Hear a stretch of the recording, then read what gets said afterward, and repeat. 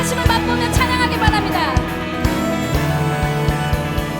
좋으신 하나님, 좋으신 하나님, 인자와 자비 영원히.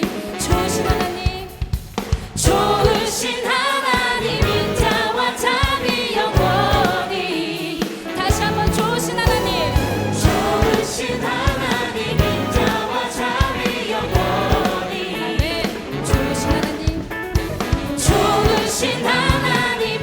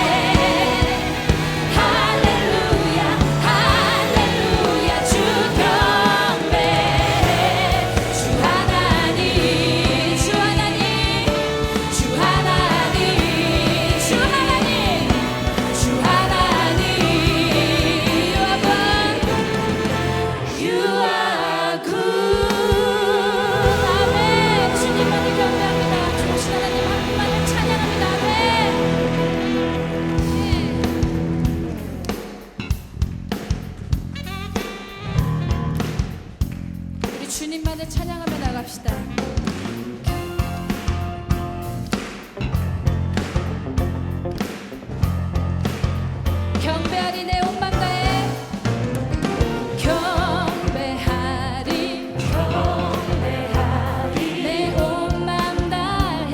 내 온 맘 다해 찬양하리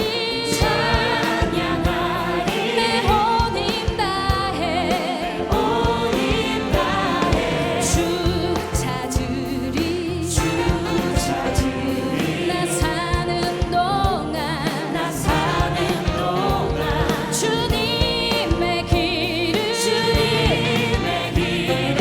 난 따라가리 주님만을 경배하리 주님만을 경배하리 주님만을 찬양하리 찬양받기 합당하신 존귀하신 주만 높이리 아멘.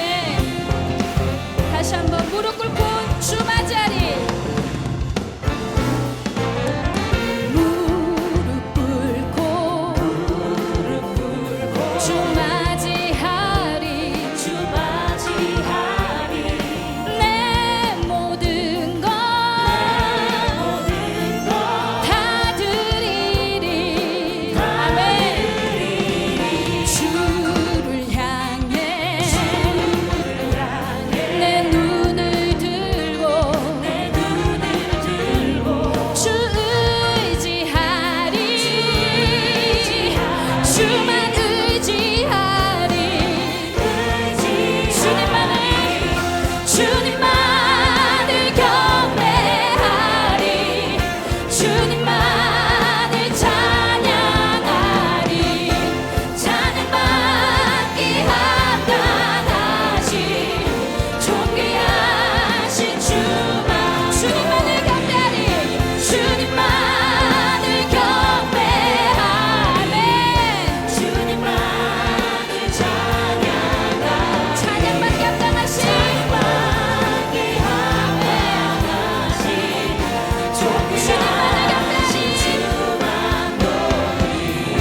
주님만을 경배하리 주님만을 찬양하리 찬양받기 합당하신 존귀한 마지막 우리 주님만을 경배하리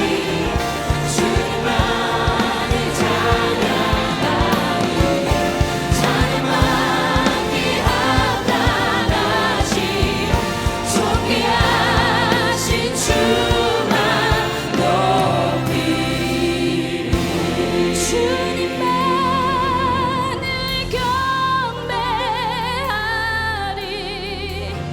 주님만을 찬양하리 찬양받기 합당하신 존귀하신 주만 주님만을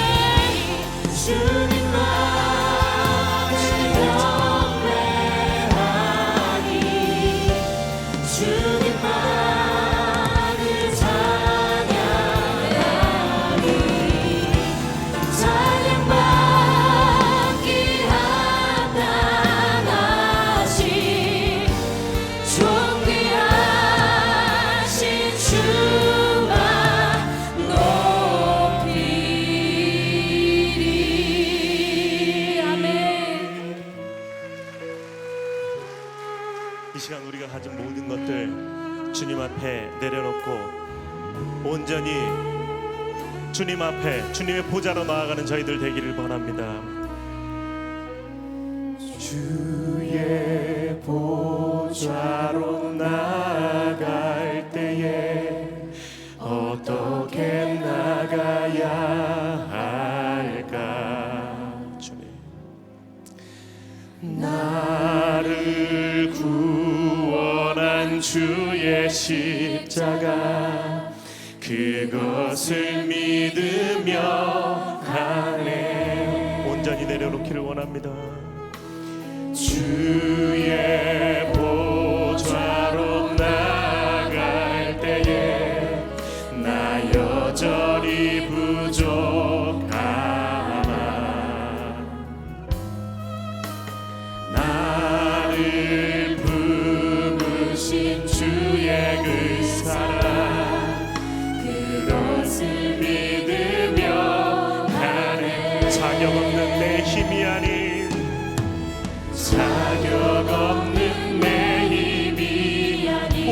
예수님의 보혈로 오직 예수님의 보혈로 자격 없는 내 힘이 아닌 오직 예수님의 보혈로 십자가의 보혈 완전하신 사랑 힘입어 나갑니다.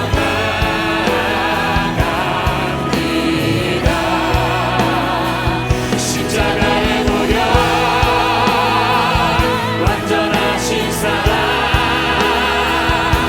힘입어 예배하 십자가의 보혈 완전하신 사랑 십자가의 보혈 완전하신 사랑 힘입어 나갑니다.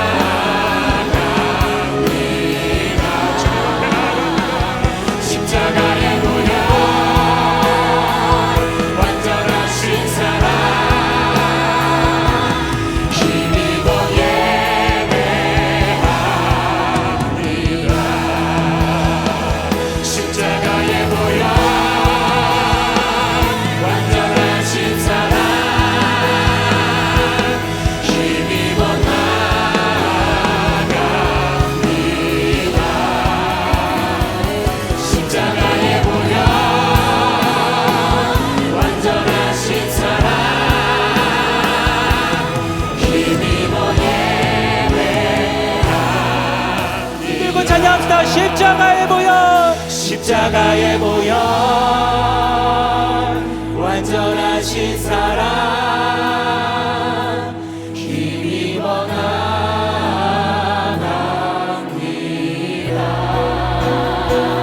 십자가의 보혈 완전하신 사랑 힘입어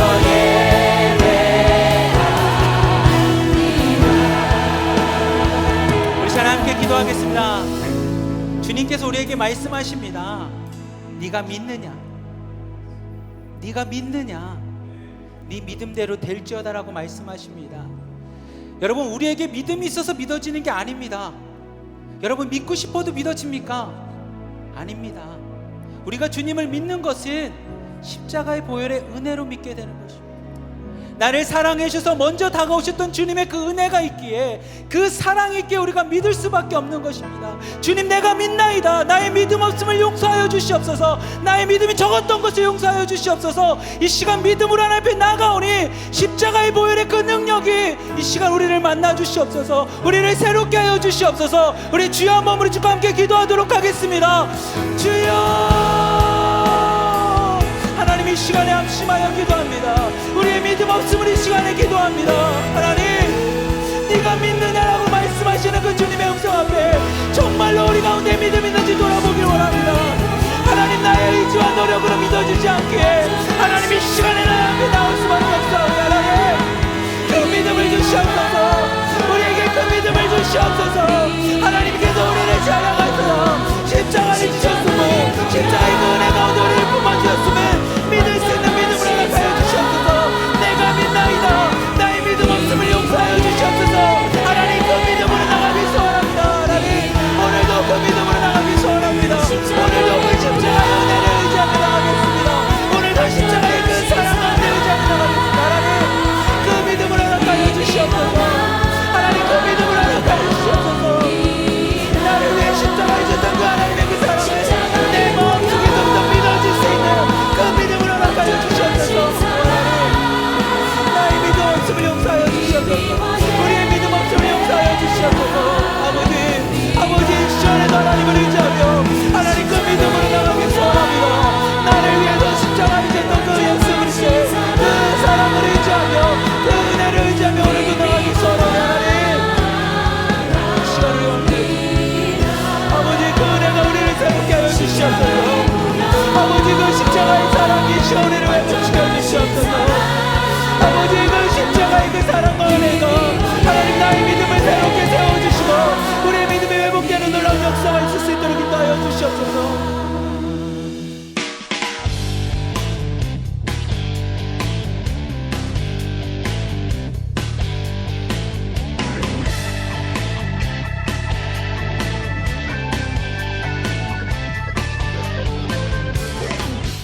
제가 이 리얼 크리스찬 시리즈 이 시간을 통해서 세 가지 말씀을 나누고 있습니다. 첫 번째는 하나님을 아는가, 그래서 하나님의 부성과 모성에 대한 말씀을 나눴고, 또 성령님을 아는가, 성령님은 진리의 영이다, 이런 말씀을 드렸습니다. 오늘은 예수님을 아는가, 어쩌면 우리 신앙의 성부, 성자, 성령 하나님의 기본적인 말씀들을 함께 나누고 있습니다.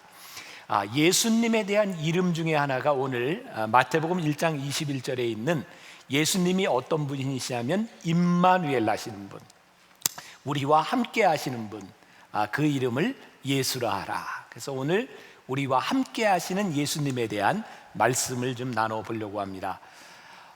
제가 2부 3부 시간에는 설교를 하면서 지난 주간에 제가 이제 조금 몸이 안 좋아서 이제 응급실에도 갔다 오고 이런 이야기를 했는데, 이 4부 시간은 조금 여유가 있어요. 2부 3부엔 시간이 많이 쫓기는데, 제가 여러분들과 조금 이제 하고 싶은 임마누엘 하면서 제가 페이스북에 며칠 전 새벽에 글을 써놓은 게 있어요. 제가 이제 수술을 받기 전에 한 24시간 정도 이렇게 금식을 하고 기다렸다가, 그리고 밤에 돌아와서 이제 12시간 동안 누워 있어야 되는 상황인데, 계속 물도 못 먹고 하니까 새벽 1시부터 물을 먹는 게 이제 허락이 됐어요. 제 아내한테 집에 들어가서 자라고 했더니, 뭐 30시간 넘게 못 먹고 있으니까 그 물이라도 좀 떠 먹여주고 싶다고 병원에 와서 자겠다는 거예요. 그래서 병원에서 잠을 자더라고요. 제가 이제 통증 때문에 잠을 못 자고 진통제를 맞았는데도 계속 아픈 거예요. 잠을 못 자고 목은 마렵고 계속 그런 상태에서 시간이 보니까 새벽 1시가 딱 됐어요. 기대를 하고 보니까 제 아내가 너무 이게 아주 푹 잠을 자는 거예요.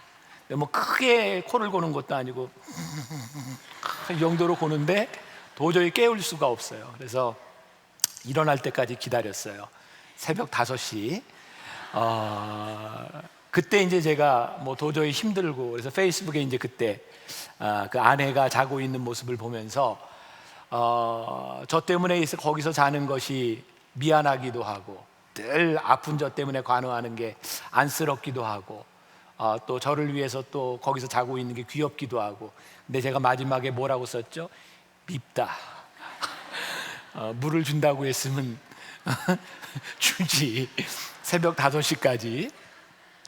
그러면서 제가 페이스북에다가 그런 글을 썼습니다. 임마누엘을 생각했어요.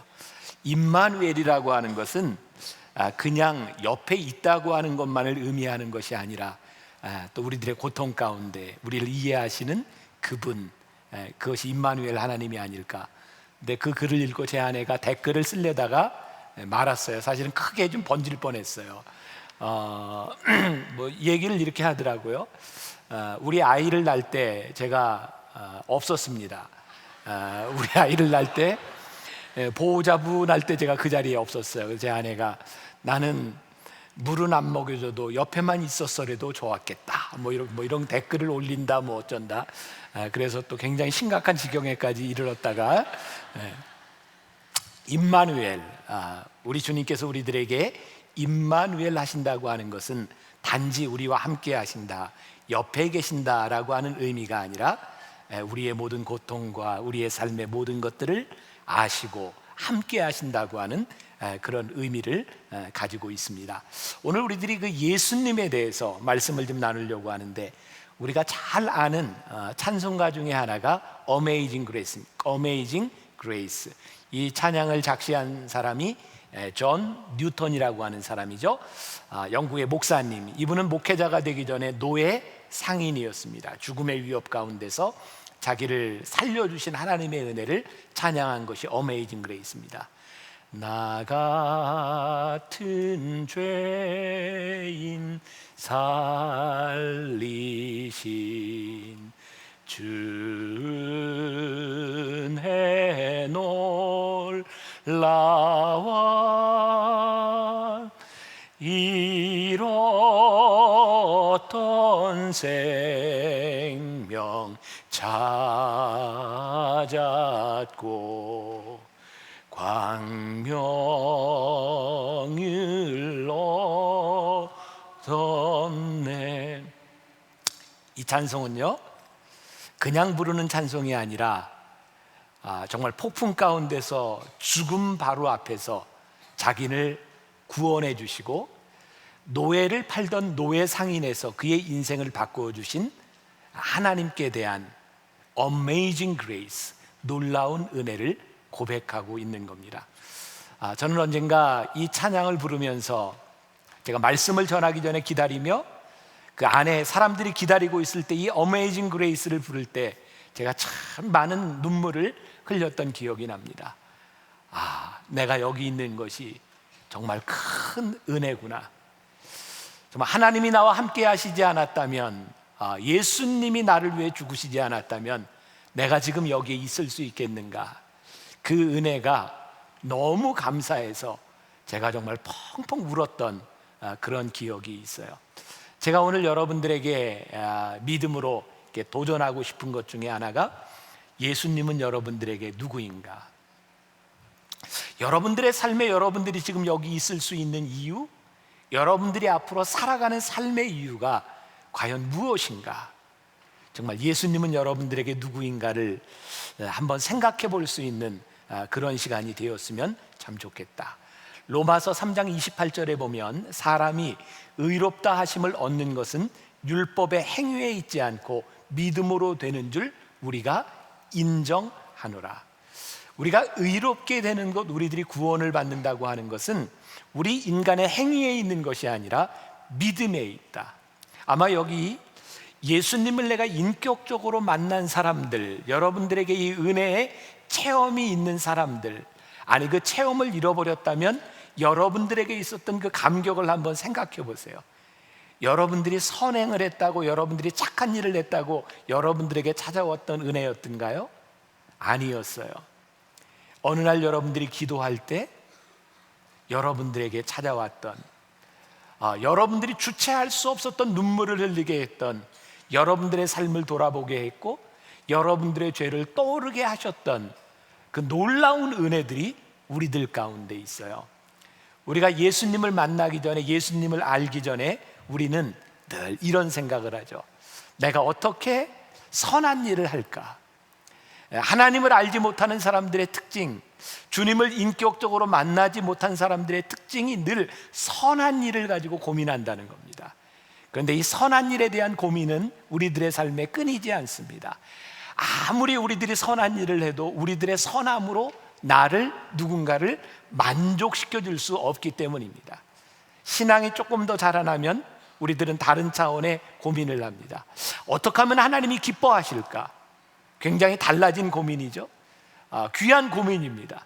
하나님이 기뻐하시는 일, 근데 여러분들이 정말 여러분들의 행위로 하나님을 기쁘시게 할 수 있다고 생각하세요? 우리들이 어느 정도는 하나님을 기쁘시게 하는 일을 할 수 있지만 우리들의 삶이 정말 하나님을 기쁘시게 하는 일로 우리들이 하나님을 만족시킬 수 있겠는가? 근데 우리들의 신앙이 주님과 함께 우리들이 인격적인 삶을 살아가기 시작할 때 우리들에게 와지는 변화가 뭔지 아세요? 우리들이 하나님을 기쁘시게 하려고 하지 않아도, 내가 선함을 행하려고 하지 않아도 내가 사는 내 삶이, 내 행함이 온전함으로 나타나기 시작해요. 이것은 우리들이 노력으로 하려고 하는 것이 아니라 주님과 함께 동행하는 내 삶이 크리스찬 완전을 향해 나가는 것. 그래서 요한 웨슬리 목사님은 우리의 삶이 의의 단계에서 justification, 근데 우리들의 삶이 이제 크리스찬 퍼펙션을 향해서 나가야 된다고 이야기하죠. 근데 그것은 우리의 노력으로 되는 것이 아니에요. 우리와 함께 동행하는 주님을 우리들이 의식하며 주님과 함께 동행할 때 우리들에게 나타나는 일이죠. 어떤 분이 그런 이야기를 하더라고요. 우리들이 신앙생활을 하면서 느끼는 죄책감에 대한 부분들. 이건 뭐 극단적인 예지만 여기 우리 장로님들도 계신데 어떤 장로님이요, 주일날 예배 시간에 안 오고 골프장에 갔다가 골프를 치다가 벼락 맞아 죽었대요. 그래서 어떤 목사님이 설교하는데 그 얘기를 하는 거예요. 아니 글쎄, 장로가 골프장에 갔다가 주일 예배 안 드리고 갔다가 말이야 벼락 맞아 죽었어. 어떤 사람이요? 예수를 믿는 사람인데 술을 먹고 운전하다가 사고가 나서 죽었어. 글쎄, 예수 믿는 사람이 술 먹고 운전을 하다가 죽었다니까?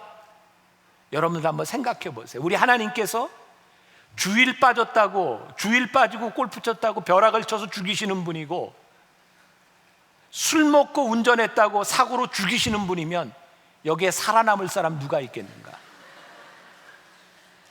우리들이 정도만 틀리지 하나님이 정말 그렇게 우리를 죄로 심판하시는 분이겠는가? 아니요, 저는 하나님을 그렇게 생각하지 않습니다. 우리가 임마누엘 하시는 하나님, 우리 주님은 우리를 그렇게 죄로만 판단하시는 분이 아니에요. 죄의 심판이 있습니다. 그러나 우리의 죄 지은 그 대가대로 바로바로 심판하시는 분이 아니라 우리들에게 놀라운 은혜를 베푸시기를 원하시고 우리들이 주님과 동행하기를 원하시는 분. 그래서 예수님께서는 우리를 그냥 죽음 가운데 놓으신 분이 아니라 우리를 위해서 십자가에서 죽으시고, 우리를 위해 죽으신 그 주님을 믿는 믿음으로 말미암아 우리로 하여금 새로운 인생을 살아가게 하시는 분이지, 우리의 죄의 대가로 그대로 심판하시는 분, 그분이 우리 주님이 아니라는 사실이에요. 여러분, 이 땅 위에 우리들이 존경할 만한 사람들이 얼마나 많이 있습니까? 어떤 사람이 그런 글을 썼어요. 공자, 마호멧, 석가모니, 얼마나 많은 사람들이 인류에 지대한 공헌을 했습니까? 그러나 그 사람들이 아무리 훌륭하다 해도 나는 그분들 중에 누구도 주님으로 고백할 수가 없습니다. 왜? 그들이 훌륭한 일을 했지만 그들 중에 누구도 나를 위해 피 한 방울 흘려주지 않았습니다.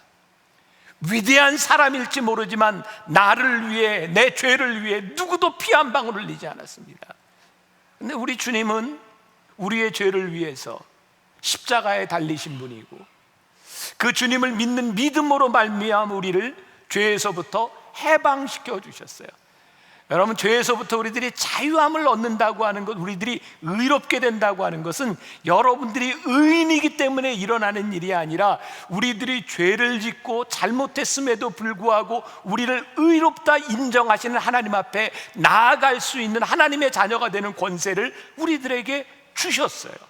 그래서 그 주님과 함께 우리들이 동행하기 시작할 때, 그 주님과 인격적인 만남을 가지고 살아가기 시작할 때 우리는 이 세상 사람들이 알지 못하는 새로운 삶을 살아가게 되어 있어요. 예수님을 믿으면 우리들에게 어떤 변화가 오는지 아세요? 그분이 나를 위해 죽으신 그 일로 인하여 우리들의 삶에 인격적인 변화가 오기 시작해요. 여러분, 예수를 믿는다고 하면서 주님이 내 안에 계신데 우리들의 삶의 인격의 변화가 일어나지 않는다면 그분은 여러분들과 아무 상관이 없는 분이에요. 사도 바울이 예수님을 믿은 것 때문에 얼마나 고민했는지 아세요? 그는 매일매일 죽는다고 이야기했어요. 참 신기하죠? 우리가 믿는 이 하나님, 우리가 믿는 이 신앙은요, 죽음에서부터 시작합니다. 예수 그리스도와 함께 우리들이 십자가의 죽음으로 인해서 우리들에게 새로운 인격과 새로운 삶이 시작되는 거예요. 우리들이 예수님을 인격적으로 만날 때 우리들에게 일어나는 제일 큰 변화는 뭔지 아세요? 우리들이 죄 가운데 죽는 겁니다. 제가 은혜를 체험할 때 그렇게 많은 눈물을 흘릴 수밖에 없었던 이유는 내가 죄로 생각하지 못하고 죄로 인식하지 못했던 그 모든 문제들까지 생각나게 하셨다는 거예요. 그리고 그 죄 가운데서 내가 죽음으로 인하여, 그렇다고 내가 완전한 사람이 된 건 절대 아니에요. 왜? 우리는 끊임없이 죄와 싸워야 되는 사람이고, 제가 하나님의 은혜를 경험하면서 깨닫게 된 건 예수를 믿는 것이 정말 힘들다는 거였어요. 예수를 믿는 게 정말 힘든 일이구나. 예수님을 믿기 전에는 그렇게 쉽게 보였던 일들이, 아무것도 아닌 것 같던 일들이 그렇게 쉽게 살 수 없도록 우리의 인생을 변화시킨 그 경험, 그 체험이 여러분들에게 있는 거예요. 일본의 성자로 불리우는 분 중에 가가와 도요이코 하천풍원이라고 하는 목사님이 있습니다. 이전 세대의 어른들은 굉장히 많은 영향을 받았는데 요즘 젊은이들에게는 잘 알려져 있지 않은 분입니다. 이 가가와 도요이코 목사님이 신앙을 가지게 된 배경이 있습니다. 이 나가노라고 하는 목사님을 통해서 믿음을 가지게 되었는데, 나가노 목사님은 전혀 알려지지 않은 분입니다. 이분은 신학을 마치고 동경에서 개척교회를 합니다. 그런데 교인이 하나도 없었어요. 몇 년을 목회를 하는데도 교회가 나아지지 않았어요. 이분에게 믿음이 있었는데, 하나님이 이분을 부르셨는데 어쩌면 이렇게 목회가 되지 않는지, 정말 절망과 아픔 가운데서 어느 날 주일 한 젊은이가 교회에 찾아옵니다. 그 책에 보면 이 나가노 목사님이 정말 기뻤다 그래요. 사람을 보내주신 것에 대해서. 이 목사님은 예배를 마치고 점심에 함께 식사를 하려고 밥을 차렸는데, 유일하게 찾아왔던 그 젊은이가 식탁 앞에서 피를 토하고 각혈을 합니다. 2차 세계대전 당시 유행했던 폐병. 하나님께 불평을 하기 시작합니다. 하나님, 이 수년 동안 저에게 보내주신 유일한 교인, 근데 어떻게 이런 교인을 보내줄 수 있습니까?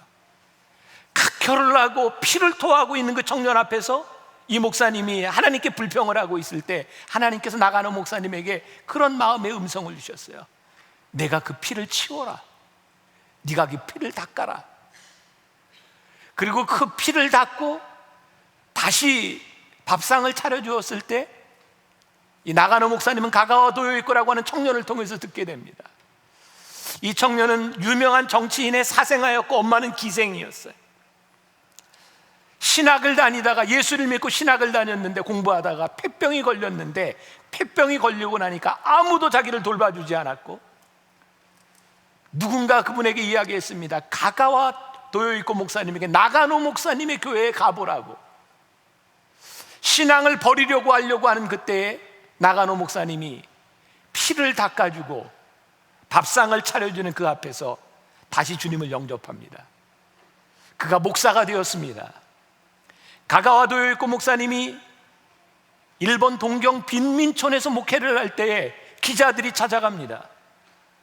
어떻게 목회를 했는지 아세요? 2차 세계대전 당시 먹을 게 없어서 풀을 뜯어먹고, 먹을 게 없을 때 가장 큰 문제는 변을 보는 문제입니다. 사람들이 변을 보지 못할 때 가가와 도요이코 목사님이 손가락으로 항문을 부벼 파면서 사람들하고 안 되면 자기 침을 가지고 변을 녹여냈어요. 사람들에게 그게 알려졌어요. 기자가 묻습니다. 당신은 어떻게 이런 일을 할 수 있습니까?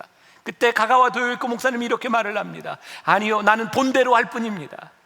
내가 피를 토했을 때 그 피를 닦아주던 나가노 목사님의 그 사랑을 나는 그대로 전할 뿐입니다. 가가와 도요이코 목사님은 일본의 성자로, 그가 2차 세계대전 전에 중국의 빈민가를 그가 선교할 때 일본 역사에 놀라운 일이 일어납니다. 장개석 총통의 부인, 무슨 미령이죠? 송미령 여사? 일본이 전쟁을 끝마치고 일본이 패전하고 난 후에 유일하게 중국에서부터 나간 일본 사람들이 죽임을 당하지 않습니다.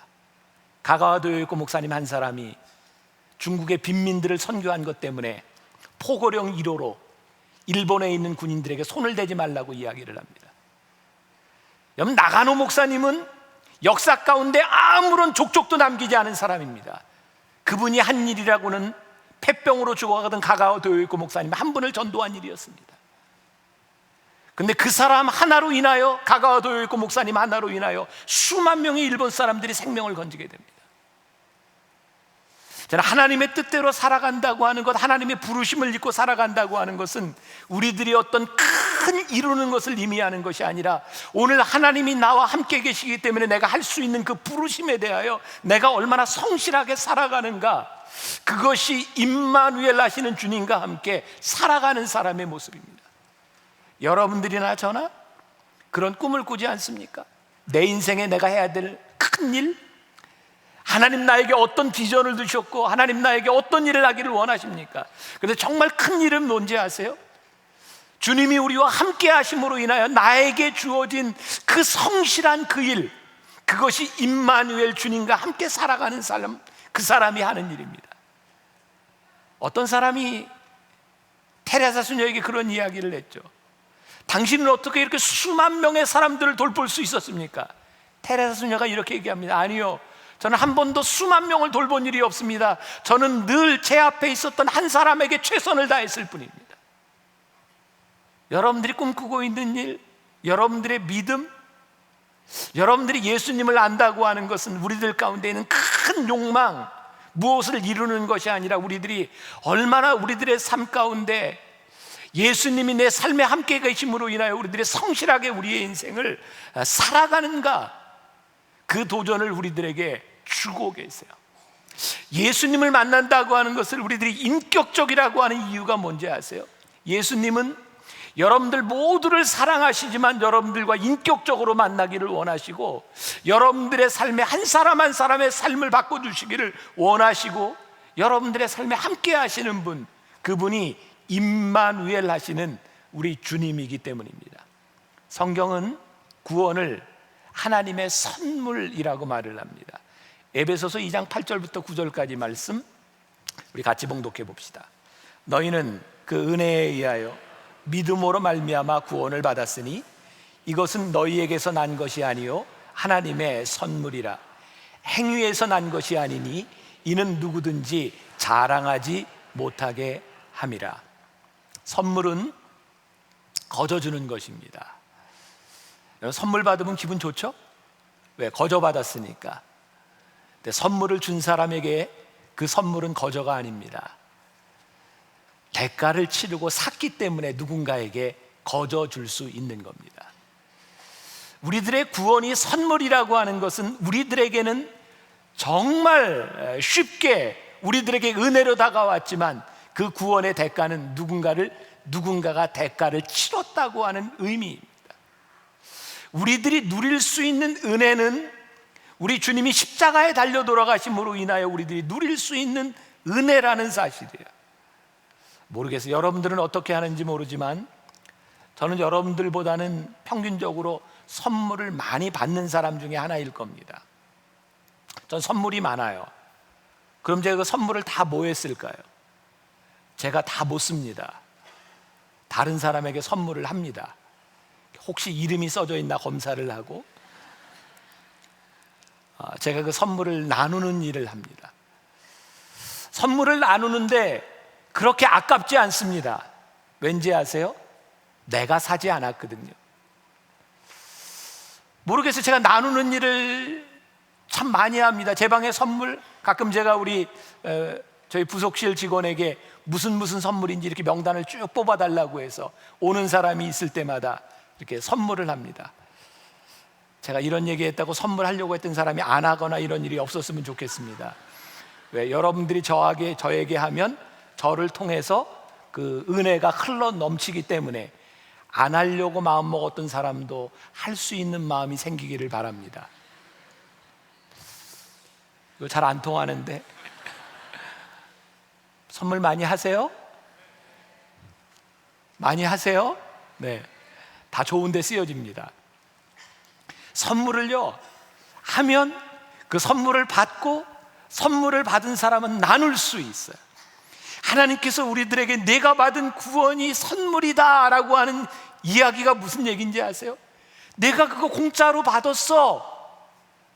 하나님의 은혜로 우리 주님이 너를 위해 죽으심으로 인하여 내가 은혜를 받았어. 그렇으니 네가 받은 그 은혜의 선물을 이제 흘러보내. 내가 거저 받았으니까 그 선물을 내가 흘려보내. 그래서 하나님을 인격적으로 만나고 예수님을 인격적으로 만난 사람에게서부터 나오는 것이 뭐냐면 은혜의 물결입니다. 살아있는 교회, 주님을 인격적으로 만난 이 공동체에서 일어나는 일들이 뭐냐면 은혜가 넘치는 겁니다. 어느 날 이 은혜가 끊어져 버리고 이 은혜를 베푸는 것이 인색해지기 시작하고 그것이 아까운 마음이 들기 시작한다면 주님과 우리들 사이에 구원의 선물로 받았던 은혜가 끊어졌다는 것을 의미합니다. 그러니까 예수를 믿는다고 하는 것이 우리들에게 얼마나 큰 특권인지 몰라요. 내가 받은 이 은혜를 나눌 수 있고 그것을 줄 수 있다고 하는 것이 얼마나 우리들에게 큰 축복인가.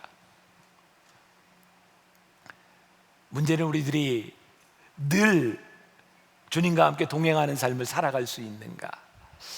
예수를 믿는 것은 우리들에게 정말 고민스러운 일입니다.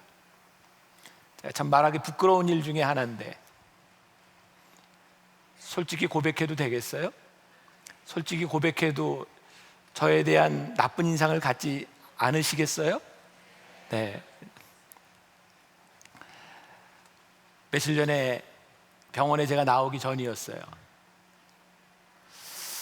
여기도 의과 대학생들도 있고 의사 선생님들도 있을 텐데 회진을 돌아요. 제가 수술을 받았던 이유는 빨리 나가서 스케줄을 소화하기 위해서 수술을 받았어요. 그래서 회진원 선생님한테 내가 빨리 나가고 싶은데 나가야 되는데 이걸 내가 어떻게 알아봐야 됩니까? 라고 이야기를 했더니 이건 제 소관이 아닙니다 그러더라고요. 제가 화가 났어요.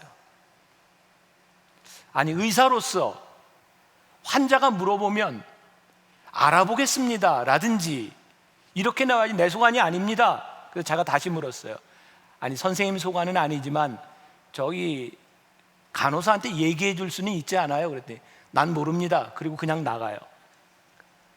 내가 무시를 당한 것 같기도 하고 이것은 환자에 대한 예의가 아니라는 생각이 들어요. 그때 제 마음속에 떠오른 건, 굉장히 고민스러운 건, 이 병실에 있는 내가 김병삼 목사라고 하는 것을 안다는 거였어요.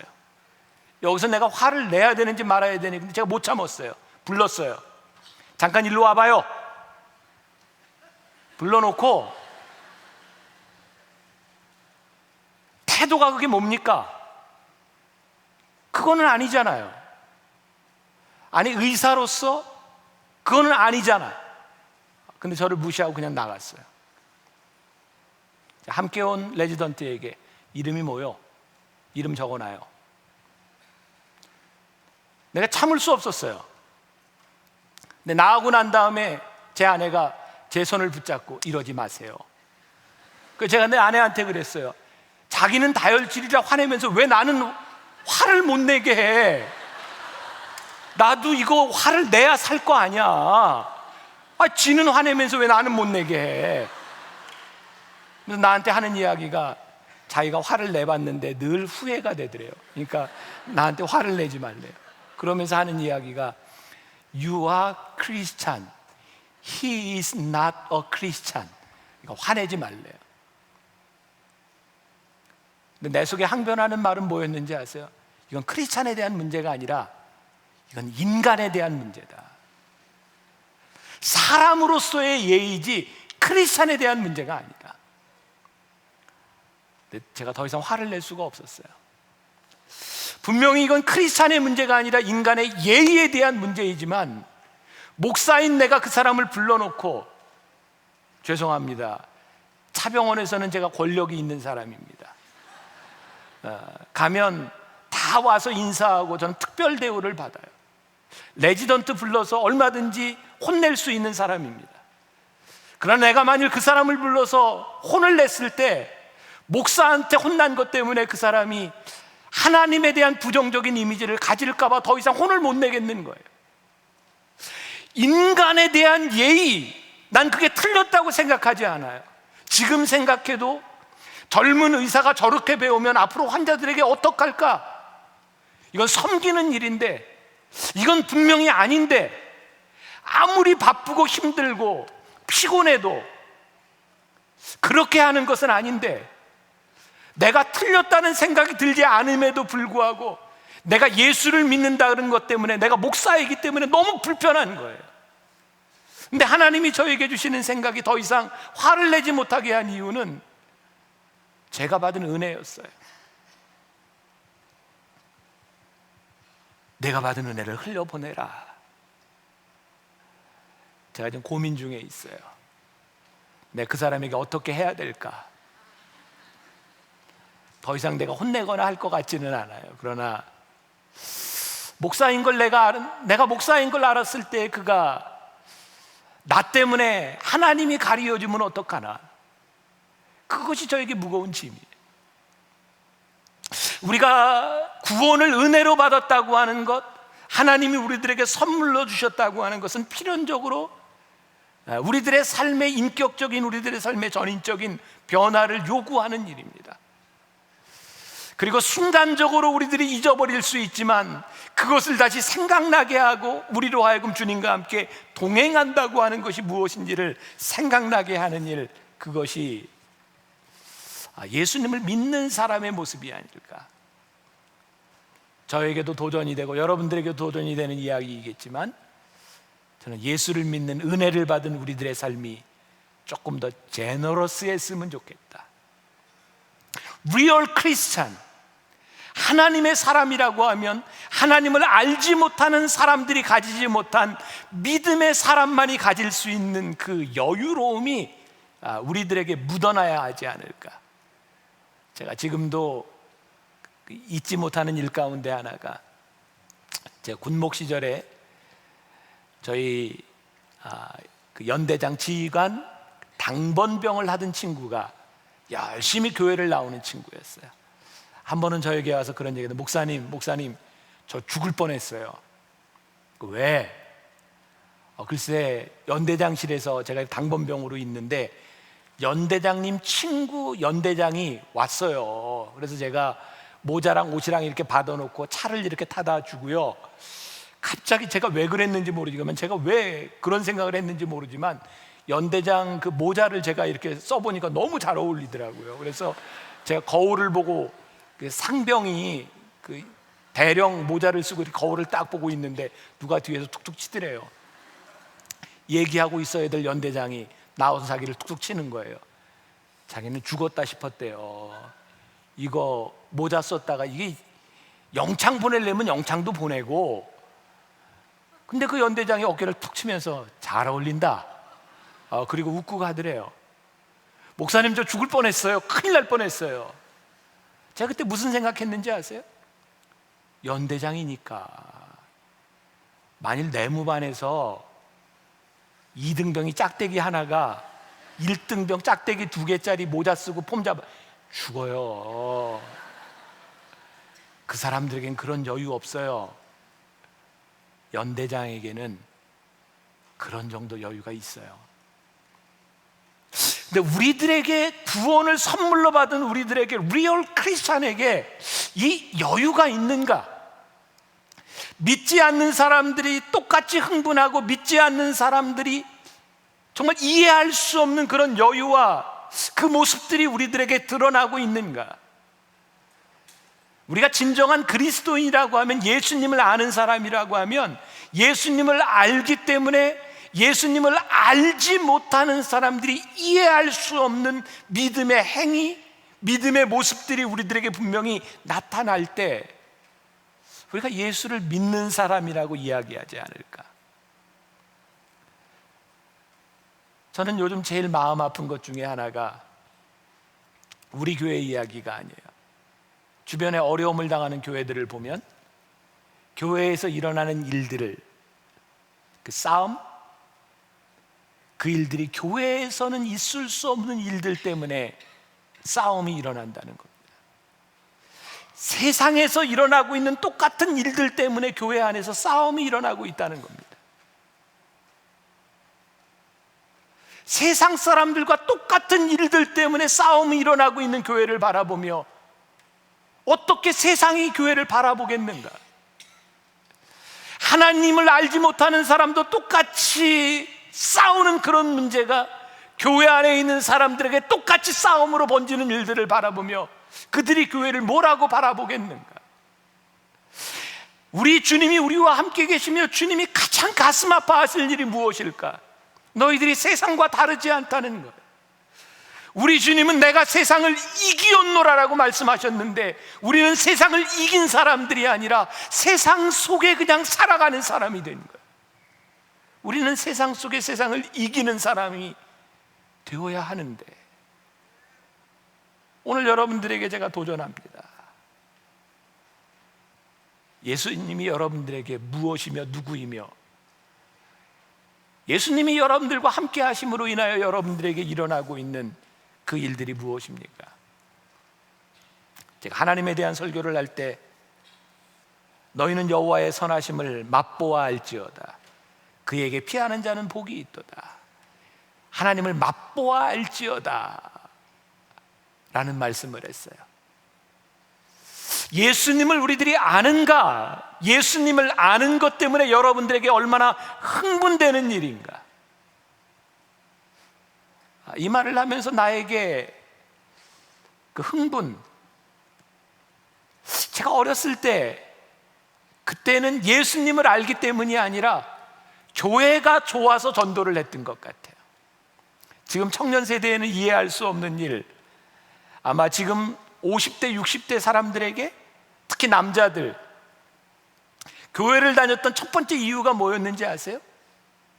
교회 가면 여자를 만날 수 있다는 거였어요. 그 세대에는 여학생을 만날 수 있는 곳이 교회밖에는 없었어요. 그래서 교회를 가리켜서 연애당이라 그랬잖아요. 교회 가면 정말 만져보지도 못했던 피아노가 있었고, 올게니 있었고, 탁구다이가 있었고, 그때는 그런 것들 때문에 흥분이 되어서 전도를 참 많이 했어요. 야, 교회 가자. 교회 가면 수련회 가. 수련회 가면 여학생들하고 사치기 삿바뽀를 해. 이거는 학교에서 할 수 없는 일이야. 이건 굉장히 흥분되는 일이었어요. 교회 가면 연극을 해. 지금 40대, 50대의 많은 연예인들, 가수들이 교회에서 끼를 키웠던 문학의 밤 때 그들의 문학과 음악적인 소질을 발휘했던 사람들이 오늘날 우리나라 연예계의 대부라는 사실을 아세요? 교회에 가면 참 흥분되는 일들이 있었어. 그런데 그런 흥분되는 일들을 가지고 그들의 삶을 변화시키지는 못했어요. 생활은 변화시켰을지 모르지만, 저는 여러분들이 예수님을 아는 것 때문에, 여러분들의 삶에 흥분되는 그 일 때문에 누군가의 삶이 변화되는 그 흥분, 내가 갖고 있는 그 문제 가운데, 너의 열등감 가운데, 너의 가족의 아픔 가운데 주님께 나아가봐. 주님이 너의 짐을 져주실 거야. 주님이 너와 함께 해주실 거야. 주님이 너와 함께 하심으로 내가 위로를 받을 거야. 누군가의 삶을 변화시켜 줄 수 있는 그 흥분되는 마음 때문에 주님을 전할 수 있는 그 마음들이 우리들에게 살아있지 않으면 교회는 아무런 영향력이 없습니다. 초대교회 120명의 문도가, 예수님의 12제자들이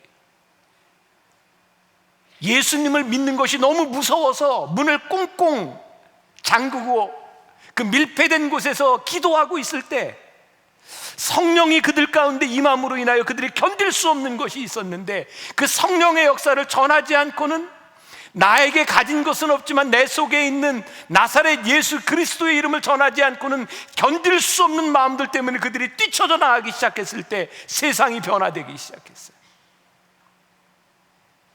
여러분들에게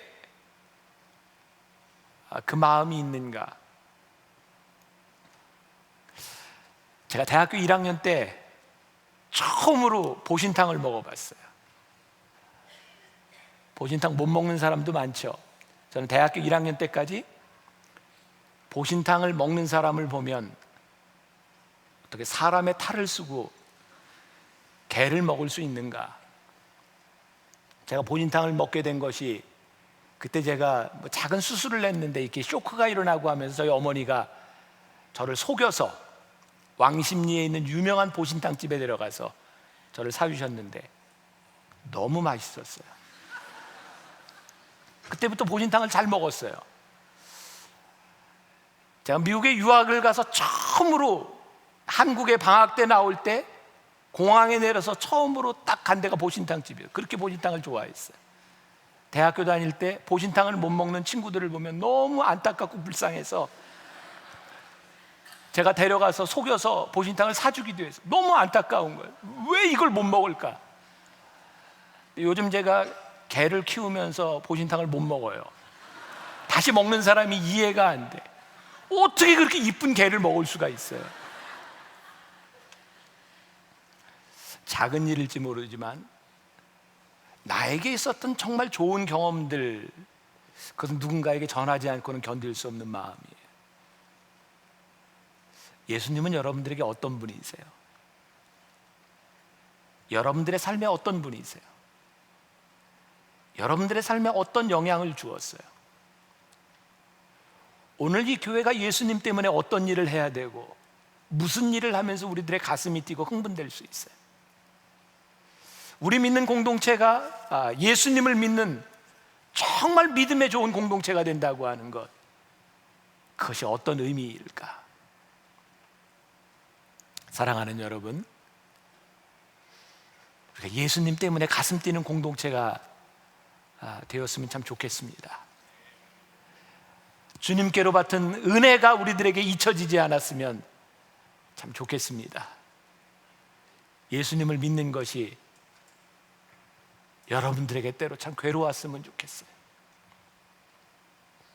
주님을 아는 것 때문에 제가 이렇게 살아갈 수는 없고, 주님을 아는 그것 때문에 내 맘대로 살아갈 수 없는 것 때문에 좀 힘들어 봤으면 좋겠다. 하나님을 알고 성령님을 알고 주님을 알기에 정말 리얼 크리스찬으로 살아갈 수 있는 여러분들이 대단한 일을 하지 않을지는 모르지만 여러분들 하나로 인하여 누군가의 삶을 바꿔놓을 수 있는 위대한 일을 할 수 있는 정말 위대한 크리스찬들, 하나님의 사람이 될 수 있기를 주님의 이름으로 간절히 축원합니다.